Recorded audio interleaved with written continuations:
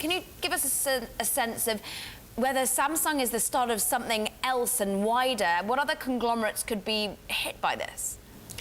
Well, the current special prosecutor had said recently that he has only had the opportunity so far to basically investigate the ties between Samsung and Chae-Soon-sil, who this whole scandal with Park Geun-hye is tied around. Now, that being said, there were a series of chaebol who both were brought before the National Assembly earlier to testify and who also gave donations to Chae-Soon-sil. Some of them, such as Lotte, had lost special duty access for duty-free stores and then gained it back during this period. You also have other companies that were involved in tax evasion scandals. So the special prosecutor now is probably going to look into a lot of these situations. And he's also asked for an extension of time to do further investigations. How destabilizing could this be for the economy of South Korea if chaebols are sort of unwound to a certain extent?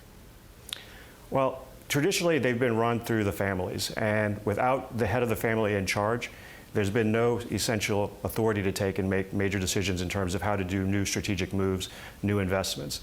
And so the question becomes, if many of them were to take and lose their heads, such as Samsung right now, for an extended period of time, would they be able to take and continue to remain market competitive by making new strategic decisions? Now, that being said, many of them tend to have caretakers in place when these situations happen, and they should have a plan in place, but it would be somewhat unique if we saw this happen now.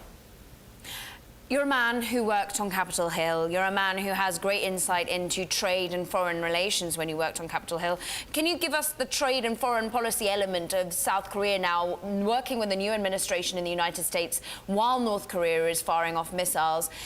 What does this mean when they have such scandals within the internal economy as well? Yeah, this is a difficult moment for South Korea. You have a new administration in the United States that is very focused on job creation in the United States and is very focused on reducing deficits with the United States. South Korea has traditionally had a trade surplus with the U.S. Now, last year that went down somewhat, so that's an improvement.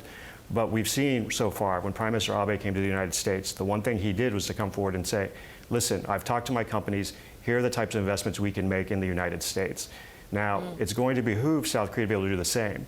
But if you have a situation where Samsung or others are essentially sort of pulling back and taking conservative moves, whoever the next president of South Korea is, when they meet with Donald Trump, it's going to be much more difficult, I think, for them to come through and say, Mr. President, here's a package of jobs through investment we can bring to your country. And so it puts South Korea somewhat at a disadvantage. Now, that being said, oh, sorry. Sorry, we've only got about 30 seconds left, Troy, but I did want to get your point of view. When 2 p.m. on Saturday, we understand Jay Wiley is going to be called up in front of the court once again. This might not be that disastrous for Samsung as a whole, though. They're very siloed. Yeah. You have a situation in Samsung to where you have professional managers in each of the divisions. They should be able to take and continue running the company. It would really only be, I think, in the long term if he were removed where you might have an issue.